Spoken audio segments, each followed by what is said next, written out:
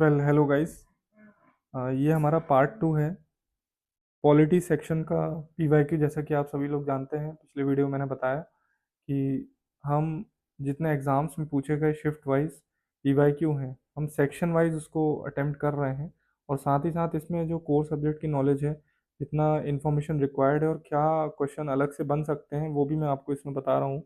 तो हम हर सेक्शन का इसमें कवर करेंगे। अभी हमारा करेंटली पॉलिटी का पीवाईक्यू सेशन हमारा कंटिन्यू चल रहा है। तो अब हम ये हमारी पार्ट टू है उस वीडियो का series, part two polity PYQ. और मुझे कई लोगों के सजेशन आ रहे थे कि इसमें हिंदी का भी इंक्लूड करना है, तो मैंने हिंदी का भी एक ट्रांसलेशन इंक्लूड किया है।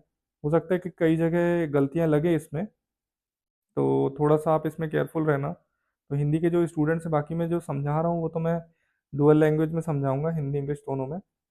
ओके, सो चलिए स्टार्ट करते हैं। Which of the following amendments clarified that the president must act in accordance with the advice of council of ministers. Okay, so कौन सा ऐसा संशोधन है जो राष्ट्रपति को मंत्रिपरिषद की सलाह के अनुसार कार्य करना होगा? तो इसमें देखिए, पहले तो हमें सीखने वाली चीज़ें ये हैं कि हमारे आर्टिकल्स कौन से इन्वॉल्व होते हैं प्रेसिडेंट के लिए। ओके, प्रेसिडेंट के लिए हमारा आर्टिकल होता है 52, there shall be a President of India. Okay, उसके बाद एक आर्टिकल होता है important, there shall be a COM. There shall be a COM मतलब काउंसिल ऑफ मिनिस्टर्स रहेंगे to aid and advise the President, जो उसको एड और एडवाइस करेंगे। अब हुआ क्या कि इंदिरा गांधी गवर्नमेंट के पहले जब आर्टिकल्स ये वाले लिखे हुए थे 52 और 74 कॉन्स्टिट्यूशन में, तो बीच में कई प्रेसिडेंट ऐसे आए जो कि काउंसिल ऑफ मिनिस्टर्स की जो एडवाइस थी उसको उनने उसका पालन नहीं किया। तो गवर्नमेंट ने फिर ये अमेंडमेंट लाने का सोचा, इंदिरा गांधी गवर्नमेंट ने 42nd अमेंडमेंट में उसने ये एडवाइस करवा दिया कि प्रेसिडेंट मस्ट मस्ट एक्ट। पहले सिर्फ लिखा था कि एड एंड एडवाइस, इसमें मस्ट कहीं नहीं है। तो यहाँ पे must act in accordance with the advice of COM, ये आया था अपना 42nd अमेंडमेंट से। ओके, तो ये तो उनने 1976 में ले आया। लेकिन इसके बाद जब इंदिरा गांधी गवर्नमेंट जब गई और जनता गवर्नमेंट आई, जनता गवर्नमेंट ने एक 44th अमेंडमेंट में ये ला दिया कि प्रेसिडेंट जो है वो एक बार इस एडवाइस को रिटर्न कर सकता है सीयूएम को। मतलब सीयूएम ने कोई एडवाइस दी, सीएम ने प्रेसिडेंट को कुछ करने के लिए कहा, तो प्रेसिडेंट वन टाइम उसको रिवर्स कर सकता है। अगर सीएम ने दोबारा फिर से वही एडवाइस किया तो प्रेसिडेंट उसको नहीं कर सकता। मतलब 42nd ने तो रास्ता बंद ही कर दिया था कि प्रेसिडेंट जो है वो कठपुतली की तरह काम करेगा। लेकिन 44th अमेंडमेंट जो 1978 का है, ये मैं एक्स्ट्रा क्वेश्चन बता रहा हूँ इसके अलावा जो बन सकता है, कि एक बार प्रेसिडेंट रिटर्न कर सकता है सीएम की एडवाइस, और दूसरी बार अगर वही एडवाइस आती तो प्रेसिडेंट को मानना पड़ेगा। Okay, so next question. अब ये हमारा सिटीजनशिप से रिलेटेड क्वेश्चन है, ठीक है। इससे रिलेटेड एग्जाम में बहुत क्वेश्चन पूछे जा रहे हैं, मैं जितने भी पीवाईक्यू साइट्स देख रहा हूँ। तो सिटीजनशिप के पहले तो आपके प्रोविजंस जो आर्टिकल्स में है, ठीक है, 5 to 11। उसके बाद सिटीजनशिप के जो एक्ट हैं 1955 के, और उसमें जो जो अमेंडमेंट्स हुए हैं, वो आपको एक मोटा मोटा ध्यान रखना पड़ेगा। उसके मैं एक शॉर्ट ट्रिक्स भी बताऊंगा कि कैसे आप याद कर सकते हैं। पहले तो हम ये देख लेते हैं कि how many years must a person ordinarily reside in India to apply for citizenship by naturalization। Naturalisation एक तरीका है सिटीजनशिप पाने का, हम अभी डिटेल में उसको पढ़ेंगे अंडर जनरल कंडीशन। तो इसका आंसर होगा 12 ईयर्स। मेरे साथ साथ आप लोग भी मार्क करते जाइए और फिर चेक करिए कि आप लोग का जो है वो सही है या नहीं है। तो पहले हम समझ लेते हैं कि सिटीजनशिप क्या होती है। सिटीजनशिप का मतलब ये होता है कि एक नागरिकता, किसी भी देश की जो नागरिकता होती है वो सिटीजनशिप कहलाती है। ओके, सिटीजनशिप का मतलब है जो हमारे ओरिजिनल जो कॉन्स्टिट्यूशन था उसके पार्ट 2 में लिखा हुआ है कि ये आर्टिकल्स 5 to 11 ये डील करेंगे सिटीजनशिप से। अब जल्दी से देख लेते हैं आर्टिकल 5 क्या है। कि जब हमारा कमेंसमेंट ऑफ द कॉन्स्टिट्यूशन कब हुआ था, 26 जनवरी 1950। तो इस टाइम किसको सिटीजनशिप रहेगी किसको नहीं रहेगी, ये हमारा क्या कौन सा आर्टिकल बताता है, आर्टिकल 5। ठीक है, उसके बाद हमारा आर्टिकल 6 क्या बताता है, क्योंकि हमारा भारत पहले ब्रिटिश टेरिटरी था, अनडिवाइडेड इंडिया था। तो उसमें कई लोग पाकिस्तान से इंडिया आए और इंडिया से कई लोग पाकिस्तान गए। तो उन सारे मैटर्स को डील करने के लिए हमारा आर्टिकल 6 लाया गया, जो ये बताता है कि right of citizenship of certain person who migrated from Pakistan to India, मतलब पाकिस्तान से जो इंडिया आए उनके लिए आर्टिकल 6। ओके, फिर उसके बाद right of citizenship of certain migrants to Pakistan, article 7। ठीक है, मतलब जो इंडिया से पाकिस्तान चले गए और लेकिन इसके फर्दर प्रोविजन में है कि वापस आए वो पाकिस्तान से, तो ये आर्टिकल 7 में कवर होता है। ओके, आर्टिकल 8 क्या है? It is for POI, person of Indian origins residing outside India. Okay, article 9 voluntary acquiring foreign citizenship, मतलब हमारे देश में सिंगल सिटीजनशिप है।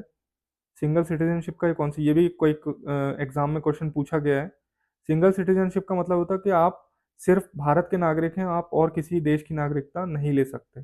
कई देशों में डुअल सिटीजनशिप भी होती है, जहाँ पे आप दो पासपोर्ट रख सकते हैं, लेकिन भारत में सिर्फ एक ही पासपोर्ट रखने का अधिकार है। ठीक है, तो ये हमारा, अगर आपने फॉरेन सिटीजनशिप एक्वायर कर ली तो आप इंडियन सिटीजन नहीं होंगे, ये आर्टिकल 9 बोलता है। फिर उसके बाद आर्टिकल 10 एक जनरल आर्टिकल है कि राइट्स ऑफ सिटीजनशिप कैसे कंटिन्यू करेंगे आगे, वो हमारे पार्लियामेंट बताएगा। और आर्टिकल 11 क्या है कि पार्लियामेंट एक लॉ बनाएगा सिटीजनशिप का। ये सब जो आर्टिकल्स ये हमारे कॉन्स्टिट्यूशन में लिखे गए हैं, इसका मतलब ये 26 जैन 1950 के हैं। ठीक है, 26 जैन 1950 के आर्टिकल्स है, बेसिक आर्टिकल जो सिटीजनशिप के हैं। अब आर्टिकल 11 ने पार्लियामेंट को लॉ बनाने का पावर दे दिया, तो पार्लियामेंट ने फिर 1955 में एक लॉ पास किया, सिटीजनशिप एक्ट 1955। ओके, इसमें कैसे सिटीजनशिप कैसे गवर्न होगी, कैसे उसके प्रोविजंस रहेंगे, ये उस पार्लियामेंट ने इस एक्ट में डिसाइड किया। ठीक है, अब हम देख लेते हैं कि कैसे आप सिटीजनशिप ले सकते हैं इंडिया में। मैं थोड़ा सा एक शॉर्ट में जल्दी जल्दी बता दूंगा। तो इस एक्ट में आ जाते हैं, इसका एक्ट का एक मैंने बनाया है। तो पहले तो आप इसके जो प्रोविजंस है वो समझते हैं। ये जो 3 4 5 6 7 है, दिस इज सेक्शंस। ओके, ये शॉर्ट में है, ये सेक्शंस है सभी। सिटीजनशिप एक होता है आपको लेना है, तो आपको अगर लेना है सिटीजनशिप तो वो आप कैसे ले सकते हैं? बाय बी, इसका एक शॉर्ट फॉर्म है BDRNT। ओके, ये याद कर लीजिएगा, बद्रीनाथ की दुल्हनिया, जैसे भी आपको याद करना है। तो बी मतलब बाय बर्थ, अगर आप इंडिया में पैदा हुए हैं, ठीक है, और आफ्टर जो अभी के तौर पे लागू है कि आपके कोई भी एक पेरेंट सिटीजन इंडिया है, इंडियन है, या फिर आप इलीगल माइग्रेंट नहीं है, तो आपको इंडियन सिटीजनशिप मिल जाएगी बाय बर्थ। बाय डिसेंट क्या है? बाय डिसेंट की आप कहीं बाहर पैदा हुए, लेकिन आपके पेरेंट्स या फिर आपके ग्रैंड पेरेंट्स अगर इंडियन हैं, तो ये सेक्शन 4 उसको गवर्न करता है, बाय डिसेंट। बाय रजिस्ट्रेशन क्या है? रजिस्ट्रेशन ये है कि जो पर्सन ऑफ इंडियन ओरिजिन है, जो कि बाहर चले गए या बाहर रह रहे हैं, ठीक है, या फिर उनके कोई स्पाउस हैं, वो अगर सिटीजनशिप लेना चाहते हैं तो वो रजिस्टर करा के, या फिर उनके जो बच्चे हैं वो फ्यूचर में जब 18 साल के होंगे, तो उनके लिए ये प्रोविजन है कि वो अपने फॉरेन काउंसलेट में रजिस्टर करा के वो ये सिटीजनशिप ले सकते हैं, ये सेक्शन 5 में। देन सेक्शन 6 क्या है, जो हमारा क्वेश्चन पूछा गया है, नेचुरलाइजेशन। नेचुरलाइजेशन क्या होता है कि आप किसी देश में रह रहे हैं और आप इतने टाइम से रह रहे हैं कि just like you have become a domicile. तो किसी भी स्टेट का जैसे हम रहने लग जाते हैं तो हमारा परमानेंट एड्रेस बन जाता है, उसी तरह आप समझ लीजिए नेचुरलाइजेशन का मतलब ये है कि आप एक अगर फॉरेनर हैं और आप इंडिया में, इसमें देखिए थोड़ा सा एक कन्फ्यूजन ये होता है कि कई जगह आपको दिखेगा 12 ईयर्स, कई जगह 11 ईयर्स, 14 ईयर्स, है ना। तो इसका अगर क्वेश्चन में आए तो आप बस इतना याद रखिए, नेचुरलाइजेशन में 12 ईयर्स आपका होना चाहिए। ओके, और 11 out of last 14 years, 12 years आपके एग्रीगेट होने चाहिए और 11 आउट ऑफ लास्ट 14 ईयर्स होना चाहिए। अगर आपको इस टाइप का कहीं भी ऑप्शन में दिखता है तो आप उसको टिक कर दीजिएगा। ठीक है, अभी ऑप्शन में क्या है हमारे 12 ईयर्स, इसलिए हमने 12 ईयर्स को टिक किया। तो ये नेचुरलाइजेशन हो गया। उसके बाद क्या है, इनकॉर्पोरेशन ऑफ टेरिटरी।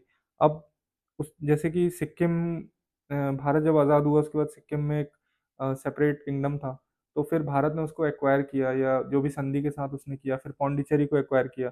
तो वहाँ के जो रेजिडेंट्स थे उनको इंडियन सिटीजनशिप कैसे मिलेगी, ये सेक्शन 7 में डिसाइड किया। तो इसको क्या बोलते हैं? Bye incorporation of territory. तो हमारे शॉर्ट में क्या हो गए, अगर आपको सिटीजनशिप लेना है तो आपको इन BDRNT में से किसी एक प्रोविजन में फॉलो करना पड़ेगा। ठीक है, उसके बाद पहले ये देख लेते हैं सिटीजनशिप आपकी जाएगी कैसे। सिटीजनशिप जाएगी कैसे, इसकी भी एक शॉर्ट फॉर्म है RTD, मतलब रिनंसिएशन। मैंने बताया सिंगल सिटीजनशिप होती है, आपने बोल दिया कि भाई मैं चाइना की सिटीजनशिप ले रहा हूँ तो आप ऑटोमेटिकली भारत के नागरिक नहीं रहेंगे, आप सिटीजनशिप रिनंसिएट कर देंगे। ओके, फिर उसके बाद आता है टर्मिनेशन।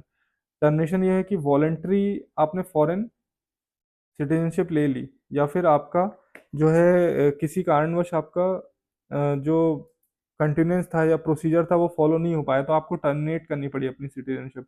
ये हमारा टर्मिनेशन। डेप्रिवेशन में ये होता है कि सेंट्रल गवर्नमेंट, अगर आपने किसी फ्रॉड के तहत या किसी डिसलॉयल्टी या कंसीलमेंट, या आपने कोई अपना इलीगल माइग्रेंट है और आपने फर्जी डॉक्यूमेंट्स के से आपने सिटीजनशिप प्राप्त की है, तो आपको इस आर्टिकल के तहत भी, सेक्शन के तहत आपको डिप्राइव किया जा सकता है सिटीजनशिप के। ठीक है, तो सिटीजनशिप का मुद्दा अभी क्योंकि बहुत ज़्यादा न्यूज़ में है, तो हर एग्जाम में इससे क्वेश्चन पूछे जा रहे हैं। ठीक है, तो आप मोटा मोटा इसमें याद कर लीजिएगा।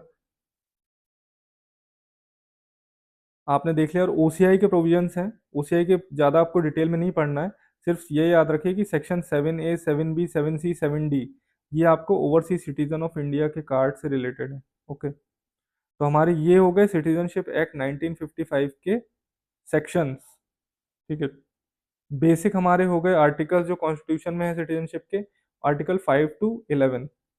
बस आपको सिटीजनशिप में इतना ही याद रखना है, तो इसका आंसर हो जाएगा 12 years।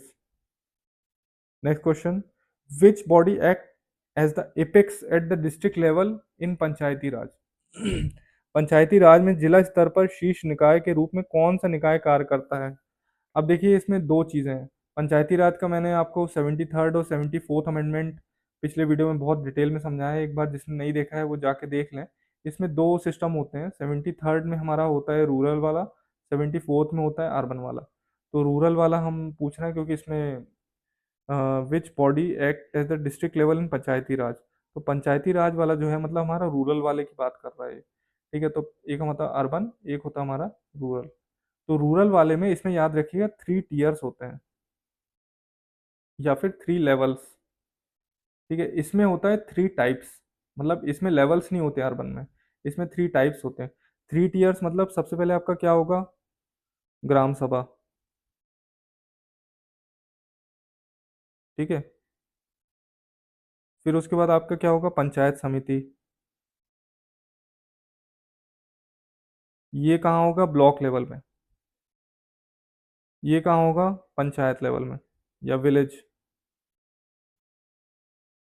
फिर एपेक्स में जो होगा वो क्या होगा, डिस्ट्रिक्ट लेवल पे जिला परिषद, जिसका हेड कौन करता है, सीयू, चीफ एग्जीक्यूटिव ऑफिसर। ठीक है, तो ये हमारे 3 levels हो गए।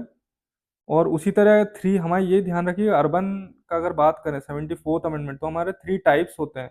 कौन कौन से होते हैं, नगर पालिका, नगर परिषद या म्यूनिसिपल कॉरपोरेशन। ओके, ये इसमें 3 लेवल नहीं होते हैं, लेवल किस में होते हैं, रूरल में। तो ये आप देख लीजिए, विलेज में ग्राम पंचायत, ब्लॉक में पंचायत समिति, डिस्ट्रिक्ट में जिला परिषद। ठीक है, और जितने भी रजिस्टर्ड वोटर्स होंगे विलेज के, ठीक है, 18 साल के ऊपर, वो ग्राम सभा का हिस्सा बन सकते हैं। 73, 74, 11 शेड्यूल में इसके 29 सब्जेक्ट्स होते हैं। बीच बीच में आपको रिवाइज कराता कराता रहूंगा जैसे क्वेश्चन आएंगे। ठीक है, नेक्स्ट क्वेश्चन देखते हैं। कौन से हमारे डायरेक्टिव प्रिंसिपल्स हैं जो added by 44th amendment act 1978। Okay, तो पिछले बार मैंने आपको पिछले वीडियो में डीपीएसपी बहुत डिटेल में पढ़ाया था। ठीक है, एक जल्दी से रिवाइज कर लेते हैं। डीपीएसपी हमारे 3 कैटेगरी में हम उसको तोड़ सकते हैं, सोशलिस्ट, गांधीयन, लिबरल। ये हमारे किस पार्ट में होते हैं, पार्ट 4 आर्टिकल 36 to 51। ओके, तो हमारे सोशलिस्ट क्या क्या होते हैं, article 38 social order and welfare, article 39 reducing inequality of fair distribution, 39A free legal aid, 41 right to work education public assistance, 42 just and humane work condition, 43 living wage, 43A workers participation, 47 nutrition. Okay, Gandhian principle में 40 village panchayat, 43 cottage, 46 SC/ST and weaker section, 47 दारू, 48 protection of cattle. 48 का cattle वाला है, 48A का environment वाला है, 44 सबको पता है UCC, 45 early childhood care and education, ये होता है हमारा 0 to 6 के लिए, ईयर्स ऑफ एज के बच्चों के लिए। Article 49 heritage, 50 separation of judiciary and executive, 51 international peace. Okay, ये हमारे नॉन जस्टिशिएबल हैं, गोल है वेलफेयर स्टेट, ड्रीम स्टेट, ठीक है। ये सब मैं आपको पिछले वीडियो में बता चुका हूँ। अब हम एक स्टेप और आगे चलेंगे डीपीएसपी में, जो दो चीज़ें मुझे और बतानी है आपको। देखिए, डीपीएसपी जो बेसिक हमारा कॉन्स्टिट्यूशन में दिया गया था वो 36 to 51 में दिया गया था, ठीक है। लेकिन फिर उसके बाद उसमें कुछ अमेंडमेंट्स हुए। अब कौन कौन से अमेंडमेंट्स हुए? सबसे पहला अमेंडमेंट हुआ 42nd कॉन्स्टिट्यूशनल अमेंडमेंट के द्वारा 1976 में। ये हमारे डीपीएसपी में अमेंड किया गया। कौन कौन से डीपीएसपी जोड़े गए? 39 क्लॉज एफ, 39 ए, ठीक है, 43 ए एंड 48 ए, ये हमारे जोड़े गए। 39 एफ किसके लिए है? चिल्ड्रंस के लिए है। 39 ए क्या है? फ्री लीगल एड, हम देख चुके हैं। 43 ए क्या है? Participation of workers in management of industries. 48 ए क्या है? एनवायरमेंट के तहत, इंदिरा गांधी गवर्नमेंट में, ठीक है। फिर उसके बाद हमारा आया 44th कॉन्स्टिट्यूशनल अमेंडमेंट 1978। जहाँ मैं सीए लिख रहा हूँ इसका मतलब आप समझ जाइए कॉन्स्टिट्यूशनल अमेंडमेंट की बात हो रही है, ओके। इसमें 38 में ऐड किया गया, ठीक है, इनकम स्टेटस एंड अपॉर्चुनिटीज़ के लिए इसमें ऐड किया गया। 38 क्लॉज बी है शायद, एक बार चेक कर लीजिएगा। फिर उसके बाद हमारा ऐड किया गया 86 कॉन्स्टिट्यूशनल अमेंडमेंट 2002, ठीक है। इसमें हमारा क्या ऐड किया गया? जो हमारा यहाँ पे आप देख रहे हैं आर्टिकल 45 है, आर्टिकल 45, इसमें हमारा मॉडिफाई किया गया। पहले ये इस आर्टिकल में 6 to 14 के लिए था, फिर इससे आर्टिकल 21 ए बनाया गया, जो कि हमारे 6 to 14 वाले बच्चों को फंडामेंटल राइट दे दी गई कि प्राइमरी एजुकेशन की। इसका मतलब हमारा जो 45 में संशोधन किया गया डीपीएसपी में, वो पहले था 6 to 14 इन आर्टिकल 45, लेकिन 6 to 14 को कहाँ डाल दिया? आर्टिकल 21 ए, जो कि एक फंडामेंटल राइट है। और आर्टिकल 45 में कौन सा डाल दिया? 0 to 6 years ऑफ एज। इसका सीधा सीधा मतलब ये होता है कि 6 साल तक अगर आपका बच्चा है तो ये स्टेट की रिस्पॉन्सिबिलिटी नहीं है उसको एजुकेशन देना, अर्ली एजुकेशन देना ये पेरेंट्स की रिस्पॉन्सिबिलिटी है। लेकिन अगर आपका बच्चा 6 से 14 साल का है तो ये उस बच्चे की फंडामेंटल राइट हो जाती है कि स्टेट उसको एजुकेशन प्रोवाइड करेगा। इसी से हमारा निकला है क्या? राइट टू एजुकेशन, ठीक है। उसके बाद हमारा जो लेटेस्ट ऐड हुआ है 97th कॉन्स्टिट्यूशनल अमेंडमेंट 2011। ये क्या है? 97th कॉन्स्टिट्यूशनल अमेंडमेंट 2011 हमारा बोलता है कि ये participation of workers in the management of industries, मतलब 43 ए, ठीक है। जो हमारे कॉपरेटिव्स हैं, जैसे अमूल हो गया, Amul is a cooperative, okay. तो इसका आंसर बताएंगे सभी लोग। 44th अमेंडमेंट एक्ट 1978, ये वाला एनवायरमेंट वाला 42nd में हुआ था, लीगल एड 42nd, ये वाला हमारा 97th में, नहीं सॉरी, ये वाला भी हमारा 42nd में। तो reduction of inequalities income status among individual groups, this is added in 44th, okay. Next question, which of the following statements correctly distinguish between the cabinet and the council of ministers? ये मैं पिछले video में बता चुका हूँ, जहाँ मैंने cabinet क्या होता है, फिर एक ओवरऑल सीओएम होता है। सबसे पहले हम समझ लें कि एक हमारा पार्लियामेंट है, okay.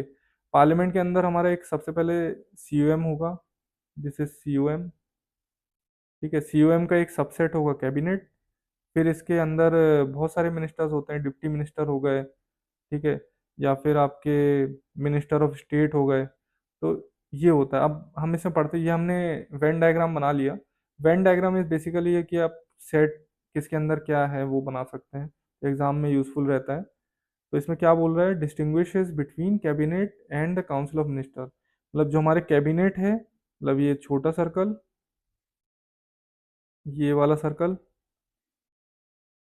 This is blue circle, और जो हमारा ये काउंसिल ऑफ मिनिस्टर है, ये बड़ा वाला सर्कल, इन दोनों के बारे में बात कर रहा है, ठीक है। तो हम पढ़ेंगे पहले option, cabinet is not part of executive but the council is part of the executive, ठीक है। एग्जीक्यूटिव क्या होता है ये आपको समझना जरूरी है।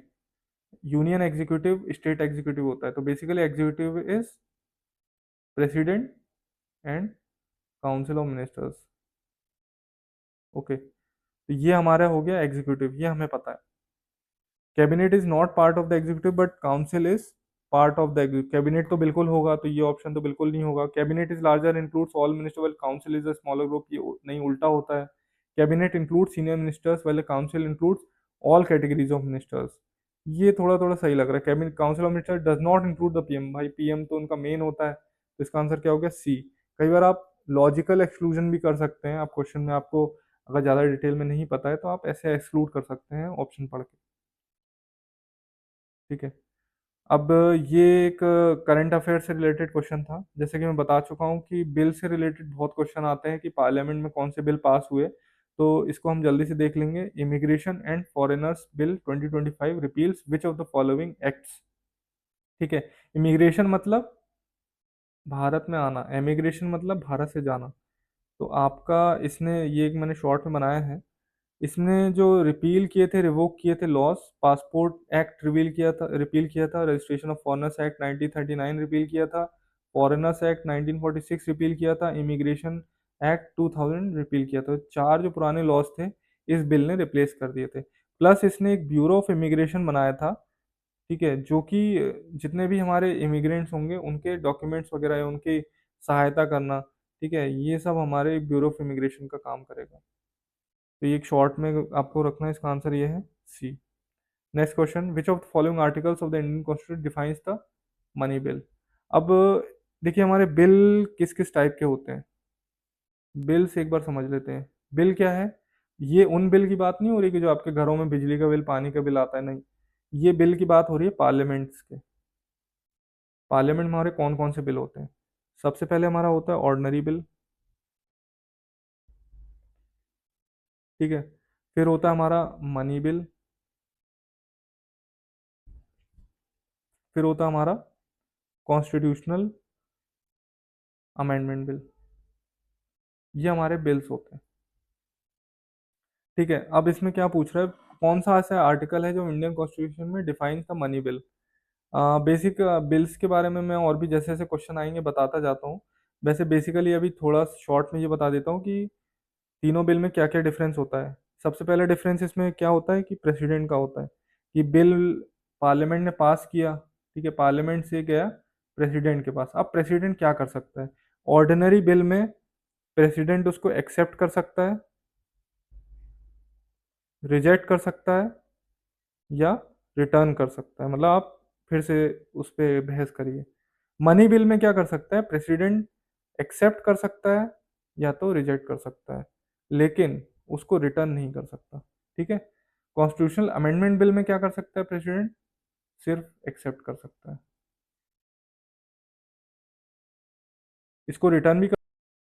कॉन्स्टिट्यूशनल अमेंडमेंट बिल में प्रेसिडेंट क्या कर सकता है, एक्सेप्ट कर सकता है, उसको रिजेक्ट नहीं कर सकता, ना ही उसको रिटर्न कर सकता है। ठीक है, ये हमारे तीन बिल हो गए। आप समझ गए तीनों में डिफरेंस क्या होता है। इसको आप शॉर्ट में याद कर सकते हैं ऐसे, राइट क्रॉस क्रॉस बना के। एक्सेप्ट, रिजेक्ट, रिटर्न, इसमें तीनों चीज कर सकता है प्रेसिडेंट। ठीक है, मनी बिल रिटर्न नहीं कर सकता, कॉन्स्टिट्यूशनल अमेंडमेंट बिल ना रिजेक्ट कर सकता है ना रिटर्न कर सकता है। ठीक है, उसमें उसके बाद एक कॉन्स्टिट्यूशनल अमेंडमेंट बिल आर्टिकल होता है 368। कॉन्स्टिट्यूशनल अमेंडमेंट बिल और मनी बिल, ये पहले प्रेसिडेंट का अप्रूवल लेना पड़ता है इसको आपको लाने के लिए। ठीक है, मनी बिल में हमारा लोकसभा जो है उसके पास ज़्यादा पावर होती है राज्यसभा से। ठीक है, इसमें इक्वल पावर होती है लोकसभा और राज्यसभा का, इसमें भी इक्वल पावर होती है। इसमें हमारे लोकसभा मनी बिल में कैसे ज़्यादा पावर होती है, ये देखिए शॉर्ट में। और इसका आर्टिकल क्या है मनी बिल का, 110। क्वेश्चन का आंसर क्या हो जाएगा, 110। लेकिन इसमें और भी कुछ चीज़ें होती है। ज़्यादा पावर कैसे होती है कि सिर्फ और सिर्फ लोकसभा में ही लाया जा सकता है। ठीक है, सिर्फ और सिर्फ प्रेसिडेंट रिकमेंडेशन पे, मैं बता चुका हूँ। स्पीकर पहले उसको सर्टिफाई करेगा कि वो मनी बिल है कि नहीं है। ये स्पीकर का डिस्क्रिशनरी पावर है। डिस्क्रिशनरी पावर क्या होता है कि कहीं भी लिखा नहीं हुआ है, अगर उसने बोल दिया हाँ तो हाँ, ना तो ना, ठीक है, कोई उसमें आर्ग्यू नहीं कर सकता, कोर्ट भी इंटरफेयर नहीं कर सकता। तो ये हो गया हमारा, हाँ कोर्ट इसमें इंटरफेयर कर सकता है अगर वो बेसिक स्ट्रक्चर को वॉयलेट कर रहा है या फिर against the violation of the constitution है तब। ठीक है, फिर उसके बाद जब लोकसभा में पास हो जाता है तो राज्यसभा में भेजा जाता है, लेकिन राज्यसभा में उसको रिजेक्ट और अमेंड नहीं कर सकते, उसको सिर्फ आपको चेंज बता सकते हैं कि आप भाई इसमें ये और चेंजेस कर सकते हैं। अगर राज्यसभा ने 14 दिन के अंदर उसको रिटर्न नहीं किया तो वो पास माना जाएगा। इसका मतलब राज्यसभा कुछ करे या ना करे वो मनी बिल में कोई मैटर नहीं करता, लोकसभा ने जो एक बार बोल दिया मतलब बोल दिया। ठीक है, तो ये हो गया आपका मनी बिल। और फिर फाइनली प्रेसिडेंट को असेंट के लिए भेजा जाता है। प्रेसिडेंट रिजेक्ट कर सकता है, असेंट दे सकता है, लेकिन मनी बिल को रिटर्न नहीं कर सकता रिकंसिडरेशन के लिए। ठीक है, आर्टिकल 110 एक बार देख लेते हैं क्या क्या है। कोई भी टैक्स लगाना हो, उसमें चेंज करना हो, कुछ बोरोइंग हो, या अगर कंसोलिडेटेड फंड ऑफ इंडिया है, कंटिजेंसी फंड ऑफ इंडिया है, ये भी हम आगे क्वेश्चन में देखेंगे कि दोनों में क्या डिफरेंस होता है। या फिर उनसे कोई पैसे विड्रॉ करने हैं, या अप्रोप्रिएशन ऑफ मनी करना हो, या फिर एक्सपेंडिचर को चार्ज करना हो कंसोलिडेटेड फंड ऑफ इंडिया में, या फिर ऑडिट करना हो, पब्लिक अकाउंट मैटर करना हो। ठीक है, ये हम मैं बता चुका हूँ। और ये दोनों में अब एक फाइनेंशियल बिल भी होता है। Financial bill is like ordinary bill. Okay, और ये जस्ट आप ऑर्डिनरी बिल ही समझ सकते हैं, मतलब आप कंफ्यूज नहीं होंगे कि फाइनेंशियल बिल लिखा है तो इसका मतलब वो नहीं है कि मनी बिल है। बाकी ये इसका आर्टिकल क्या होता है, 112 फाइनेंशियल बिल का। ठीक है, और इसमें joint sitting not allowed for a money bill. Joint sitting मतलब अगर बिल में कोई दोनों में डिस्प्यूट चल रहा है लोकसभा राज्यसभा में, तो जॉइंट सिटिंग हम बुला सकते हैं। दोनों को एक साथ बिठा के भाई आपस में बात कर लो, जो भी डिफरेंसेस है उसको सॉर्ट आउट कर दो। लेकिन लोकसभा तो बोलेगा कि मेरे पास तो पहले से ज़्यादा पावर है, तो मैं तुम्हारी क्यों सुनूं राज्यसभा की। तो इसीलिए जॉइंट सिटिंग का कोई प्रोविजन नहीं है इसमें। ओके, फिर उसके बाद अगला क्वेश्चन देखते हैं। Which of the following article deal with citizenship of people of Indian origin residing outside India. अब ये मैं बता चुका था, इसका आंसर जल्दी सब लोग बताएंगे, ये मैंने शॉर्ट में पिछले उसमें बताया है। आर्टिकल 8। ठीक है, क्या क्या होते हैं हमारे आर्टिकल्स देख लीजिए। आर्टिकल 5, 6, 7, 8, 9, 10, 11, ये हमारे क्या है कॉन्स्टिट्यूशन में, संविधान में जो आर्टिकल्स हैं वो हैं। ठीक है, ये मैं ऑलरेडी एक्सप्लेन कर चुका हूँ ऊपर एक क्वेश्चन में, तो इसलिए इसको स्किप करते हैं, जल्दी से आगे बढ़ते हैं। अब आर्टिकल 323B। ठीक है, और 42nd अमेंडमेंट में ऐड किया गया था, ये होता क्या है, इससे रिलेटेड एक question. Article 323B of the constitution of India empowers the parliament to establish tribunals for adjudication of matters related to certain subjects. Okay, तो ये किसी ट्रिब्यूनल्स की बात कर रहा है। ओके, फिर उसके बाद अगर आपको ये क्वेश्चन मान लो नहीं पता है, आपने नहीं पढ़ा है, तो अब मैं बताऊंगा कैसे आप इसको सोल्व कर सकते हैं। पहला ये समझ लीजिए मैटर्स टैक्सेशन, ये सब ये बाद में देखते हैं। अपॉइंटमेंट ऑफ सुप्रीम कोर्ट जजेस। ठीक है, सुप्रीम कोर्ट के आर्टिकल्स 323 के आसपास नहीं है, तो आप इसको क्या कर सकते हैं, वो कर सकते हैं। Recruitment and service condition of public servants, civil services, ये हो सकता है। ठीक है, only industrial disputes between employers and workers, ये नहीं हो सकता है। ठीक है, ये अपने या तो डीपीएसपी में मेंशन किया गया है या फिर किसी लॉ में होगा, कॉन्स्टिट्यूशन में तो होगा नहीं। अब अगर आपको पता है कि 323A जो है वो हमारा ट्रिब्यूनल से डील करता है और वो सर्विस मैटर के लिए है, तो फिर आप इसका ये आंसर टिक कर देंगे। ठीक है, अब हमारे दोनों आर्टिकल जो हम वो समझ लेते हैं। आर्टिकल 323A और 323B ये हमारे 42nd कॉन्स्टिट्यूशनल अमेंडमेंट में ऐड किए गए थे। 323A क्या होता है, एडमिनिस्ट्रेटिव ट्रिब्यूनल्स होते हैं। मतलब ये बनाए क्यों हमने, क्योंकि हमारे जुडिशरी पे बहुत बर्डन आने लगे थे। किसी का सर्विस मैटर है, किसी का प्रमोशन नहीं हो रहा है तो उसने केस लगा दिया, किसी को हरास किया जा रहा है सर्विस में, गवर्नमेंट सर्विस में, तो उसने केस लगा दिया। तो नॉर्मली वो हाई कोर्ट, सुप्रीम कोर्ट इसमें केस डाल देते थे लोग, ऑफिसर्स या फिर स्टाफ, तो बहुत ज़्यादा बर्डन हो जाता था। फिर उसके बाद ये डिसाइड किया 42nd अमेंडमेंट ने कि हम एक सेपरेट ट्रिब्यूनल्स रखेंगे कि अगर भाई किसी को सर्विस रिलेटेड मैटर्स हैं, उसमें कोई दिक्कत हो रही है, तो आप इस ट्रिब्यूनल में जाइए पहले। ये ट्रिब्यूनल जो बोलेगी उसके अकॉर्डिंग फिर आप हाई कोर्ट में उसके बाद में जा सकते हैं, लेकिन पहले आपको ट्रिब्यूनल में ही जाना पड़ेगा। ठीक है, तो ये tribunal system is for relieving the pressure under Indian judiciary system. तो ट्रिब्यूनल्स में भी हमारे नॉर्मल जो जज रहते हैं वही बैठते हैं। इसमें ट्रिब्यूनल्स में दो टाइप के मेंबर्स होते हैं। ट्रिब्यूनल के जो मेंबर्स होते हैं हमारे जो ट्रिब्यूनल में होते हैं, सबसे पहले जुडिशियल मेंबर्स होते हैं, फिर उसके बाद टेक्निकल मेंबर्स होते हैं। मतलब जिस भी सब्जेक्ट मैटर है, जैसे अगर ये एनजीटी है, नेशनल ग्रीन ट्रिब्यूनल, तो इसमें कुछ मेंबर अपने क्या होंगे, जुडिशरी के होंगे 20 मेंबर। फिर कुछ मेंबर क्या होंगे अपने 10 मेंबर, जैसे कि एनवायरमेंट से रिलेटेड जिनको स्पेशल नॉलेज होगा, या फिर कोई अपने हायर ऑफिसर्स होंगे वो बैठे होंगे। ठीक है, इस तरीके जैसे कैट हो गया, सेंट्रल एडमिनिस्ट्रेटिव ट्रिब्यूनल, इसमें सेंट्रल गवर्नमेंट के जितने भी स्टाफ हैं, तो जहाँ भी ये ट्रिब्यूनल है वहाँ वहाँ अपन देखेंगे ये दोनों आर्टिकल्स पिक्चर में आएंगे। ये किस में ऐड हुए थे, 42nd amendment 1976। Article 323A is for administrative tribunals.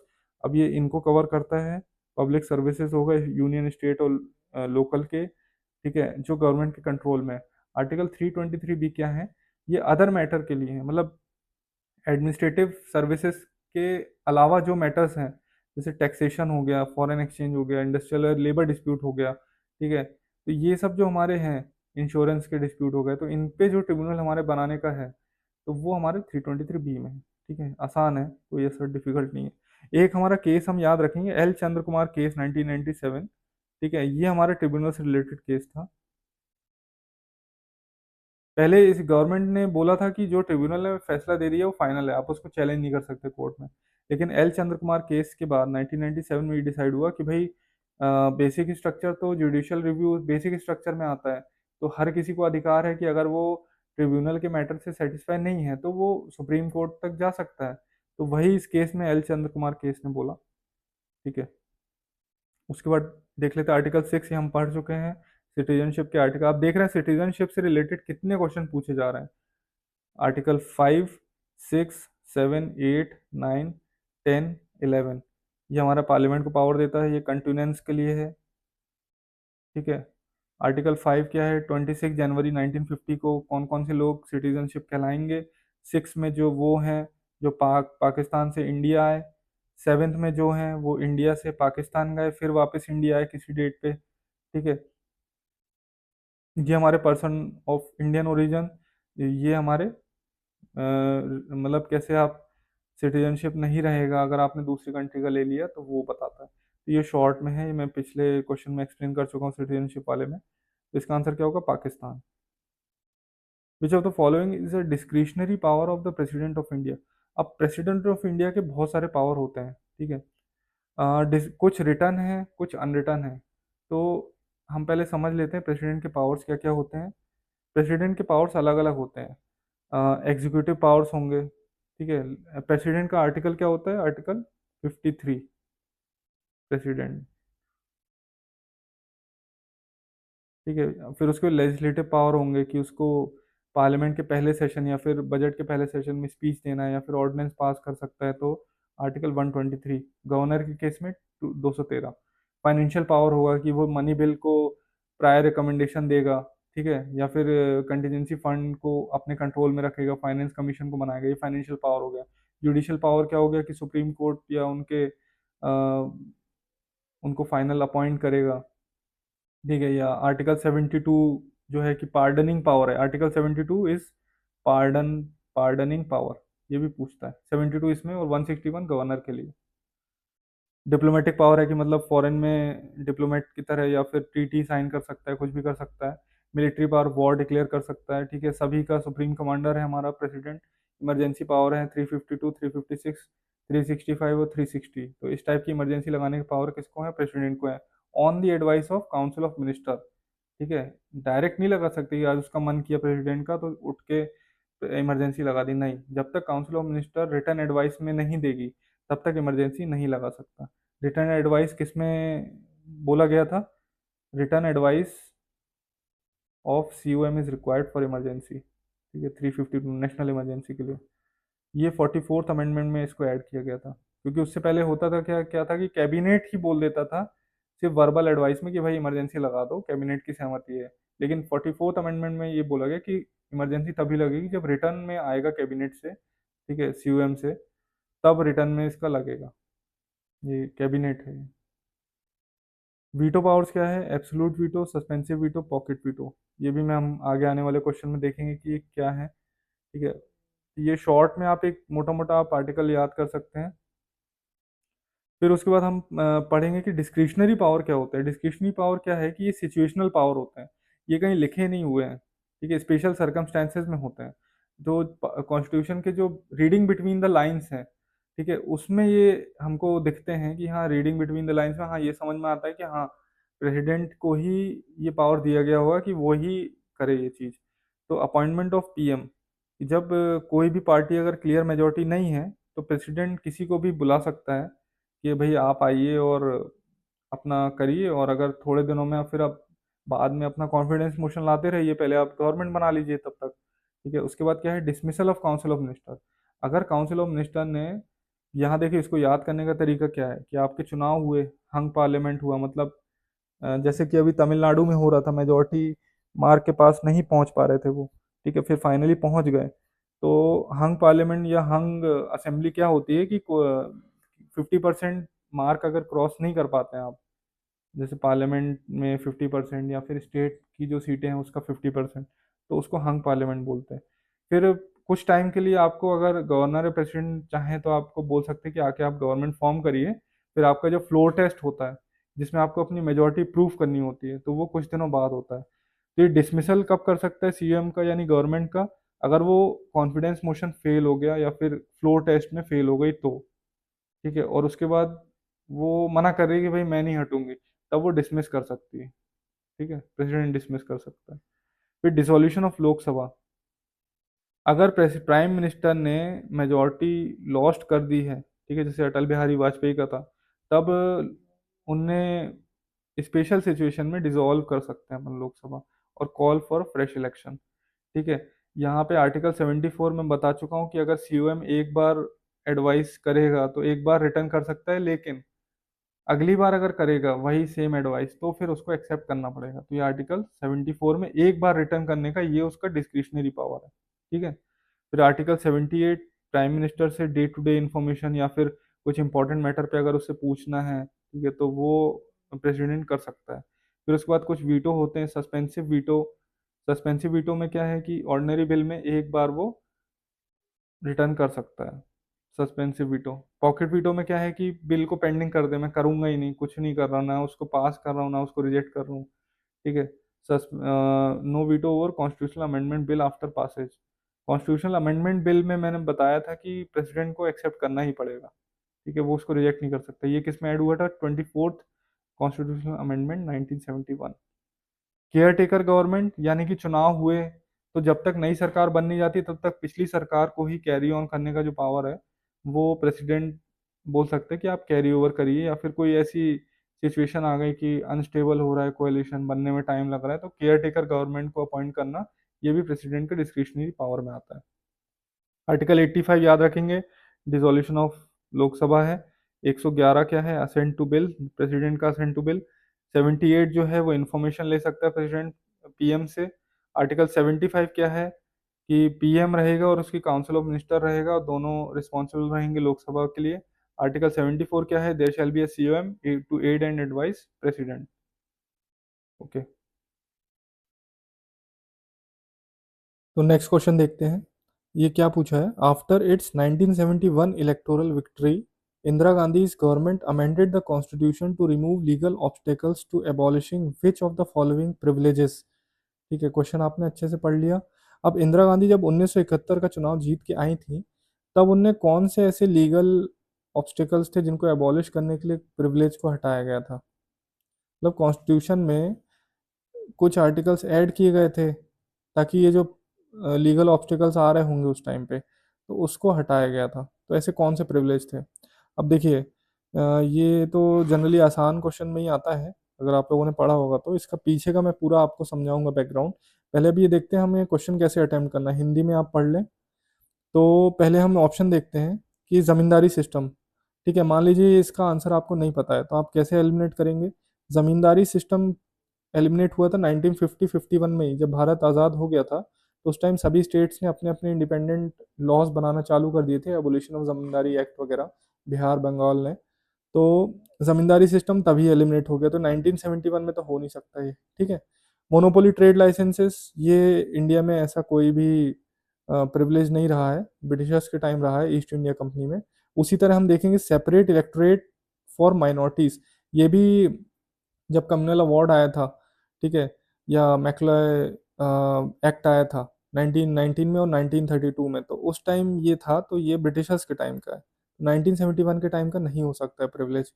तो बचा हमारा ऑप्शन क्या, C, privy purse of former princely rulers. अब देखिए इसके पीछे का मैं आपको बैकग्राउंड समझाता हूँ कि ये प्रीवी पर्स होता क्या है। प्रीवी पर्स,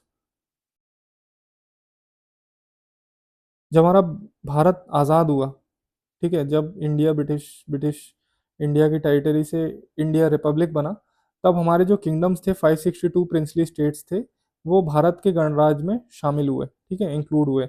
अब कई उसमें नाराज़गी भी थी, अब आपका प्रॉपर्टी जाती है, आपका राजतंत्र चला जाता है, तो उनको कंपेंसेट करने के लिए कॉन्स्टिट्यूएंट असेंबली ने एक प्रीवी पर्स का वादा किया, जो वल्लभ भाई पटेल ने वादा किया था कि जो राजघराने हैं, ठीक है, और कॉन्स्टिट्यूंट असेंबली में इसको पास किया गया था कि प्रिवी पर्स यानी कुछ स्पेशल प्रिविलेजेस, कुछ ईयरली अलाउंसेस उनको, क्योंकि अब जमींदारी सिस्टम तो एबॉलिश हो गया था, तो जो बड़े राजा घरा, जो इनके पास जो टैक्स का पैसा जाता था, अब वो सरकार के पास जाने लगा, तो सरकार अपने टैक्स पेयर से उनको कुछ प्रीवी पर्स या कुछ अमाउंट देने लगी, और प्लस उनके टाइटल्स को रिकॉग्नाइज करने लगी। ये दो चीज़ें करती थी, ठीक है, ईयरली अमाउंट देती थी। तो लेकिन धीरे धीरे क्या हुआ कि 1950 से 1970 के बीच में भारत की जो इकोनॉमी है वो बढ़ रही थी, लेकिन ये प्रीवी पर्स की वजह से बहुत ज़्यादा एक्सपेंडिचर का और रेवेन्यू एक्सपेंडिचर बढ़ता जा रहा था। तो जब इंदिरा गांधी चुनाव जीत के आई 1971 में, तो बहुत भारी विरोध हुआ, लेकिन उसके बावजूद उन्होंने इसको एबॉलिश कर दिया, Privi purse of farmer ruler rulers, ठीक है। इसको किस अमेंडमेंट से अमेंड किया गया था, ये भी पूछ लेता है, तो ये आप याद रखेंगे, 26th constitutional amendment 1971।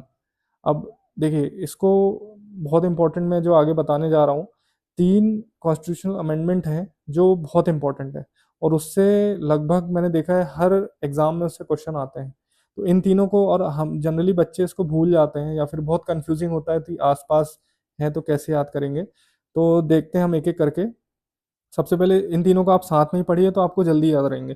24th constitutional amendment act 1971, ठीक है, इसमें पार्लियामेंट की जो पावर्स थी फंडामेंटल राइट्स को अमेंड करने की, ठीक है, उसको इंक्रीज कर दिया गया। तो ये किससे जुड़ा हुआ है, फंडामेंटल राइट्स से, ठीक है। इसमें आर्टिकल 13 जो कि ये बोलता है कि कोई भी पार्लियामेंट ऐसा लॉ नहीं बनाएगी जो फंडामेंटल राइट को वॉयलेट करेगा, और आर्टिकल 368 कॉन्स्टिट्यूशनल अमेंडमेंट जो बिल्स होते हैं उससे रिलेटेड आर्टिकल।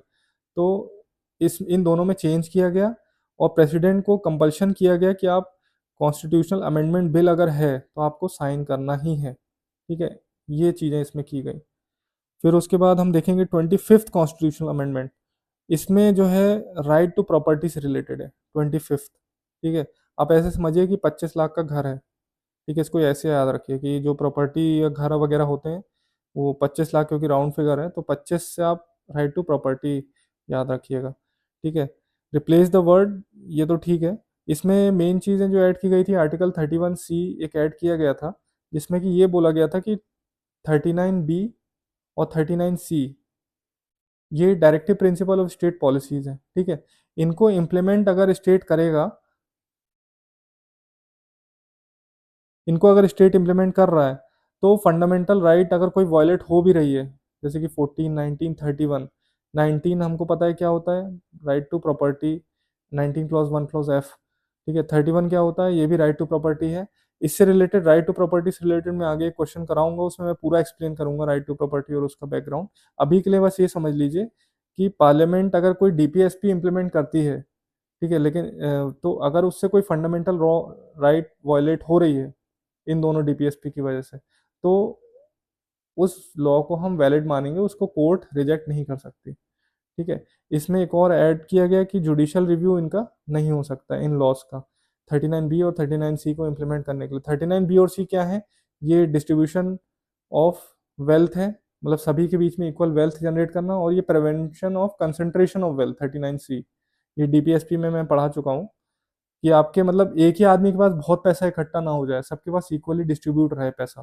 तो ये 39B और सी उससे डिस्ट्रीब्यूशन से रिलेटेड है प्रॉपर्टी के, ठीक है। तो ये इसमें चेंज किया गया। आप 25 लाख के घर है, उससे हमारी राइट टू प्रॉपर्टी थी, उसमें आर्टिकल 31C था। 31C में 39B और सी से रिलेटेड अगर कोई लॉ बनता है, पार्लियामेंट बनाती है, और अगर कोई फंडामेंटल राइट आपका वायलेट हो रहा है, तो आप कोर्ट में नहीं जा सकते, ठीक है। आप लीगली स्टैंडिंग नहीं रहेंगे। लेकिन यहाँ पे केशवानंदा भारती जो केस था 1973 में, उसने ये बोला कि जुडिशियल रिव्यू हो सकता है, तो इसलिए इसका जो सेकंड पॉइंट था 31C का, वो केशवानंदा भारती केस ने पलट दिया। ठीक है। अब देखिए ये सब चीजें अमेंडमेंट हो क्यों रहे थे, ये अमेंडमेंट इसका बेसिक रीजन था क्या था कि पार्लियामेंट कोई लॉ बनाता था। अब इंडिया नया नया डेमोक्रेटिक रिपब्लिक बना था, तो कई सारे चेंजेस थे, पुराने कन्वेंशन तोड़े जा रहे थे। ठीक है, पार्लियामेंट नए नए लॉज ला रहा था। तो जो प्रॉपर्टी वाले लोग थे, जो जमींदार लोग थे, जिनकी प्रॉपर्टी जा रही थी, क्योंकि गवर्नमेंट क्या है इक्वली डिस्ट्रीब्यूट कर रही थी प्रॉपर्टी सबको, तो जमींदारी सिस्टम एबॉलिश करने के लिए जब उसने कई लॉज बनाए, तो धीरे धीरे क्या है कोर्ट में केसेस बढ़ते गए। तो कोर्ट केसेस को कम करने के लिए, क्योंकि कोर्ट केस बढ़ते हैं तो क्या है जुडिशरी सिस्टम बैकलॉग होता है, गवर्नमेंट पार्टी बनती है, तो उसमें बहुत टाइम वेस्ट होता है। तो उनको बैकलॉग कम करने के लिए ये सब आर्टिकल्स जो आप देख रहे हैं 24, 25, 26, ये सब लाए गए थे। ठीक है, तो ये इसका हम एक बैकग्राउंड भी हमें याद रखना है। अब आता है हमारा 26 कॉन्स्टिट्यूशनल अमेंडमेंट, ये जो हमने अभी पढ़ा भी है। ठीक है, ये क्या होता है 26 आप कैसे याद रखेंगे, 26 जनवरी को क्या हुआ था, भारत गणतंत्र दिवस मनाया जाता है। तो गणतंत्र का मतलब है कोई भी राजा नहीं होगा। ठीक है, राजा जो है वो प्रजा होगी, मतलब पीपल ऑफ इंडिया। तो प्रजा जो है वही सर्वोच्च होगी। तो 26 से आप ऐसे याद रखेंगे, इसमें राजशाही को खत्म किया गया था, यानी एबॉलिशन ऑफ प्रिवी पर्स। ठीक है, इसमें एक इंपॉर्टेंट क्वेश्चन बनता है जो कि कई लोग मिस कर देते हैं हर एग्जाम में। ये एक प्रोबेबल क्वेश्चन हो सकता है जो अभी तक पूछा नहीं गया है, लेकिन पूछा जा सकता है। इसमें एक आर्टिकल इंसर्ट किया गया था, आर्टिकल 363A। सिर्फ आपको नंबर याद रखना है, 363A। This is related to our 26 constitutional amendment. ठीक है, तो बस ये याद रखना है, इसमें प्रीवी पर्स को एबॉलिश किया गया था, बस यही सब लिखा हुआ है, इतना डिटेल में नहीं पढ़ना है बस। तो आपने समझ लिया 24th क्या होता है, 25th क्या होता है, 26th क्या होता है। ठीक है, 24th में power to amend fundamental rights, 25th में राइट टू प्रॉपर्टी और 31C से रिलेटेड है, 26 princess loses privilege, Privi purse abolish किया गया था।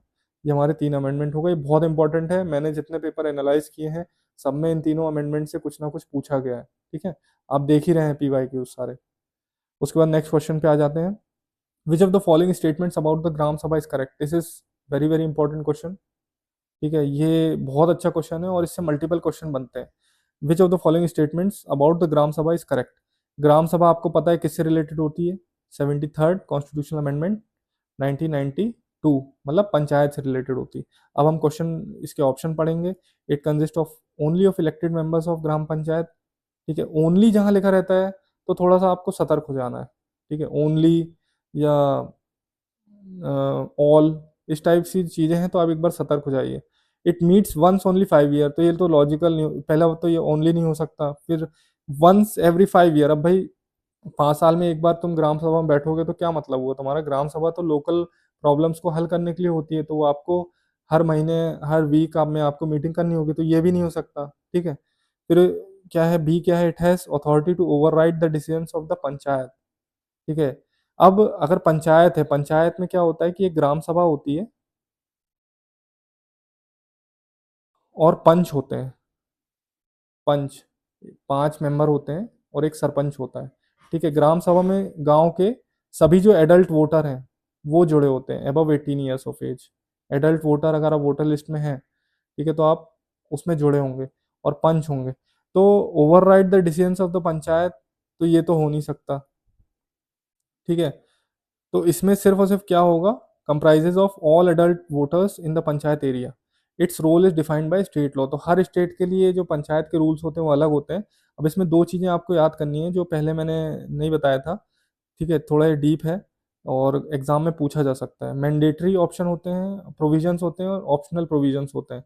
यानी कि 73rd अमेंडमेंट एक्ट एक पार्लियामेंट ने पास कर दिया। ठीक है, पार्लियामेंट ने बोला कि भाई इसमें आप XYZ जो चीज़ें हैं ये आपको करनी ही करनी है, हर स्टेट को फॉलो करनी है, ऑल स्टेट्स टू फॉलो। मतलब आप पंचायत के रिलेटेड रूल्स बनाओगे तो आपको करना ही पड़ेगा ये। और कुछ हाथ ना बंधे इसीलिए कुछ ऐसे प्रोविजंस रख दिए कि भाई ये ऑप्शनल है, आप अपनी सहूलियत के हिसाब से देख लो कि आपको अपने स्टेट में इम्प्लीमेंट करने हैं या नहीं करने। ठीक है, हम इसको पढ़ेंगे। इसमें क्या है, मैंडेटरी या कंपलसरी प्रोविजन क्या है, ग्राम सभा हर विलेज में होगी, ठीक है।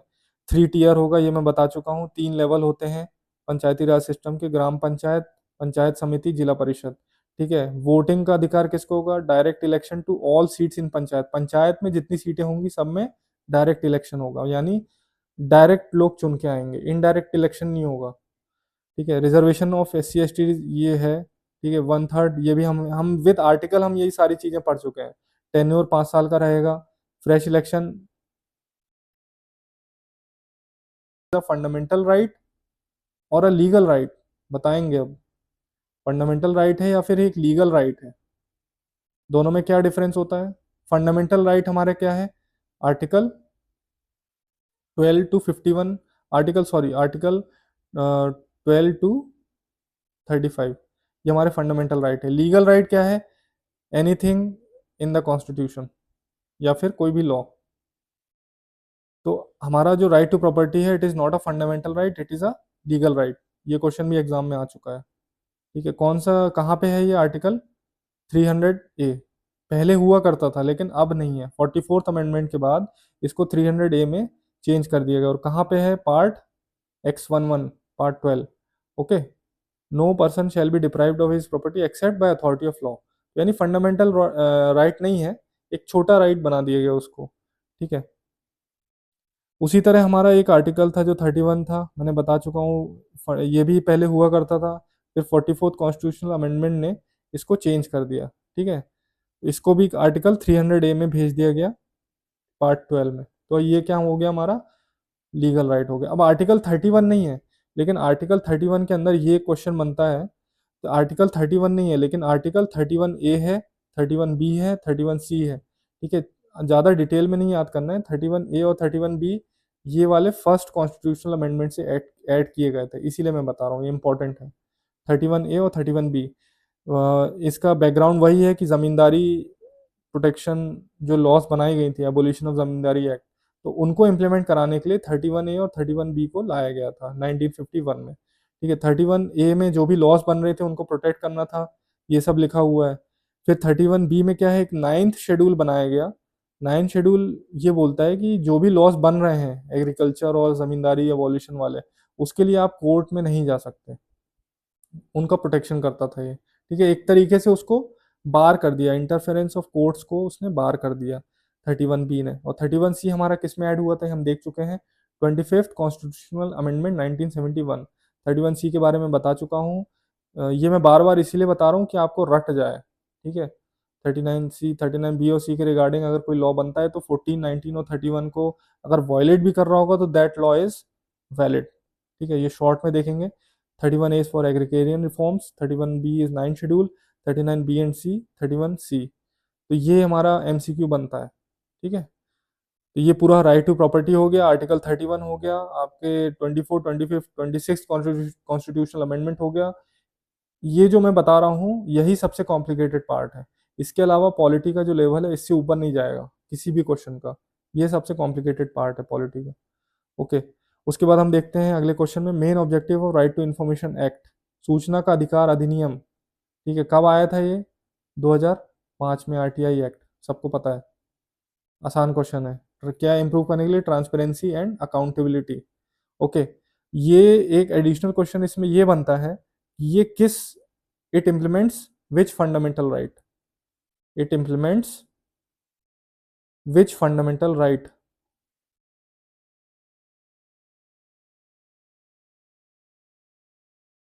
तो कौन से राइट को इम्प्लीमेंट करता है, article 21, right to life and liberty, ठीक है। क्योंकि हमारे पास इंफॉर्मेशन रहेगी तो हम अपनी क्वालिटी ऑफ लाइफ को इम्प्रूव कर सकते हैं, एक लिबर्टी वर्ल्ड में जी सकते हैं। तो अगला क्वेश्चन देखते हैं, as of July 2025 how many Indian states have bicameral legislature. अब बाय कैमरल लेजिस्लेचर क्या होता है, बाय कैमरल लेजिस्लेचर ये होता है कि अ, जैसे पार्लियामेंट है उसमें 2 हाउस हैं, ठीक है, लोकसभा और राज्यसभा, तो this is called bicameral system. ये लेकिन यूनियन की लेवल पे है, parliament is at union level. उसी तरह हमें स्टेट लेजिस्लेटिव असेंबली में एक स्टेट की लोअर असेंबली होती है,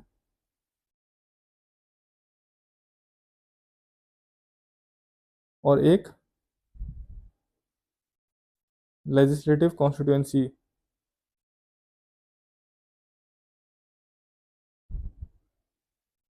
जो इसके मेंबर्स होते हैं उसको बोलते हैं एमएलए, जो इसके मेंबर होते हैं उसको बोलते हैं एमएलसी। ठीक है, तो ये हर स्टेट में नहीं होती, नॉट इन ऑल स्टेट्स। ठीक है, इसी सिस्टम जिस स्टेट में होगी उसको हम क्या बोलेंगे, बाय कैमरल, यानी लेजिस्लेटिव काउंसिल और लेजिस्लेटिव असेंबली। ठीक है, तो ये हमारा किस में है, इसमें करेंटली इंडिया में 6 स्टेट्स में। ठीक है, 2025 एक इस टाइप के सीरीज मैंने देखा है पीवाईक्यूज में, जो लेटेस्ट बिल होते हैं जो पार्लियामेंट ने पास किए हैं। ओके, तो ये पार्लियामेंट ने पास किए हैं या फिर उसमें इंट्रोड्यूस हुए हैं, तो इसके रिगार्डिंग बहुत सारे क्वेश्चंस पूछ रहे हैं आजकल। तो इसमें हम देखेंगे bills of leading bill modernising how many years of old colonial shipping law. Okay, तो मैंने एक सीरीज कंपाइल की है जिसमें लेटेस्ट बिल जो अभी 2025 और 2024 में पार्लियामेंट ने पास किए हैं, इसको आप लोग पढ़ लीजिएगा। ओके, इसमें एक चीज़ आपको याद रखनी है, कौन सा बिल जो है वो 2024 में पास हुआ है, कौन से बिल जो है वो 2025 में हुआ है, एक चीज़ ये याद रखनी है। ठीक है, एक चीज़ आपको ये याद रखनी है कि जैसे ये भारतीय वायुयान विधेयक है, तो इसने किसको रिप्लेस किया है, एयरक्राफ्ट एक्ट 1934।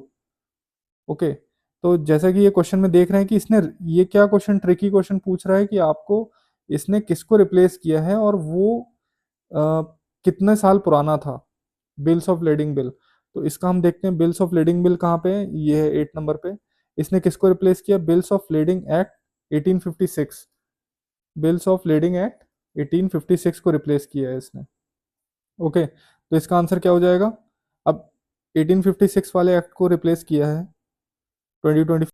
तो बिल्स ऑफ लीडिंग एक्ट, जैसे कि मैं बता रहा था, 1856 एक्ट वाले को रिप्लेस किया।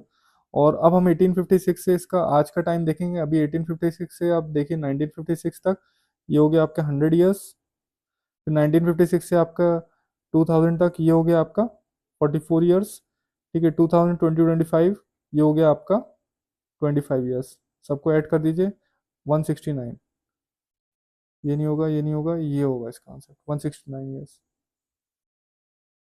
ओके, इसी तरह आप देखेंगे सारे बिल्स में तो नहीं है, जैसे बॉयलर्स बिल है 1923 का। ठीक है, लगभग 98 के आसपास, 98 ईयर्स बैक का इसने एक एक्ट रिप्लेस किया है। फिर ये 1905 का रेलवेज अमेंडमेंट बिल है 2024 का, लेकिन पास 2025 में हुआ है, तो इसने 1905 का एक एक्ट रिप्लेस किया है। ओके, तो इसने कितने साल का रिप्लेस किया, लगभग 120 ईयर्स का। फिर उसके बाद ये इसने वक्त वक्त एफ जो 1995 का था, तो इसने रिप्लेस किया है कितने साल का, लगभग 35 ईयर्स बैक का रिप्लेस किया है। ओके, फिर उसके बाद इसने रिप्लेस किया carriage of goods by sea bill, इसने 1925 का, मतलब 100 साल पुराना बिल रिप्लेस किया है। ठीक है, उसके बाद इंडियन पोर्ट्स बिल 2025 है, इसने इंडियन पोर्ट्स एक्ट 1908 का रिप्लेस किया है। तो इस तरीके से एक आप ब्रीफ इसमें देख लीजिए। ठीक है, एक क्वेश्चन इसका भी था, इमिग्रेशन एंड फॉरेनर्स बिल 2025, ये भी पिछले साल पूछा गया है, जो आरआरबी की शिफ्ट हुई थी। ठीक है, तो इस तरीके के जो लेटेस्ट बिल पास हुए हैं, अगर और डिटेल में आपको समझना तो पीआरएस लेजिस्लेटिव रिसर्च है। और बिल्स के ऊपर मैं एक सेशन अलग से भी लाऊंगा, एक वीडियो का सेशन। तो अभी के लिए बस आप क्वेश्चन के लिए देख लीजिए, इसका ब्रीफ में आप स्क्रीनशॉट ले लीजिए। Next question, which of the following articles of the Indian constitution provides for the composition of municipalities. हमने 73rd और 74th अमेंडमेंट एक्ट 1992, ये हमने बहुत डिटेल में पढ़ा है पिछले वीडियो में, जिन लोगों ने नहीं देखा है वो एक बार जाकर देख लें उसको। ठीक है, और ये क्वेश्चन बहुत ही आसान है। ये इसमें क्या पूछा, प्रोवाइड्स फॉर कॉम्पोजिशन, इसमें कॉन्स्टिट्यूशन नहीं पूछा है, कॉम्पोजिशन ऑफ म्यूनिसिपैलिटीज। तो एस क्या होता है, कॉन्स्टिट्यूशन, और आर क्या होता है, कॉम्पोजिशन। ठीक है, कॉम्पोजिशन मतलब कितने उसमें वो होंगे, कितने मेंबर्स होंगे, कितने एरिया में वो डिवाइडेड होगा, तो ये स्टेट लेजिस्लेचर डिसाइड करता है। तो इसका आंसर होगा 2243 आर। ये पिछले वीडियो का एक स्क्रीनशॉट भी मैंने लिया था, तो इसमें आप एक बार देख सकते, रिवाइज कर सकते हैं। क्यू में कॉन्स्टिट्यूशन, आर में कंपोजिशन, एस में वार्ड कमिटीज 3 लाख से ज़्यादा पे, टी मतलब मैंने बताया था डी और टी, डी वाला रूरल वाला और ये अर्बन वाला 73rd और ये 74th 243 D T, this is for reservation of SC ST या वुमेन। ओके, देन उसके बाद 243 ई और यू मैंने बताया था, यूरोपियन यूनियन के हिसाब से, ऐसा आप शॉर्ट में याद कर सकते। Expiry this is for 5 years। फिर उसके बाद यू हो गया, फिर उसके बाद क्या हो गया, अब एफ इज फॉर फेलियर या फिर हम क्या बोलेंगे डिस्क्वालिफिकेशन। उसी तरह यहाँ क्या होता है वी। तो आपको ये सीरीज में ऐसे याद रखना है तो आपको जल्दी याद होगा। डिस्क्वालीफाई, ओके वी हो गया। देन जो उसमें हमारा था जी, मतलब गोल है, तो उसके गोल अचीव करने के लिए उसको क्या देना पड़ेगा, पावर। उसी तरह यहाँ डब्ल्यू होता है, ये क्या किससे रिलेटेड होता है, पावर से रिलेटेड होता है। ओके, फिर उसके बाद मैंने वहाँ बताया था हैवी ड्यूटी रहता है, जहाँ पे टैक्सेस वो इम्पोज करने का पावर रहता है।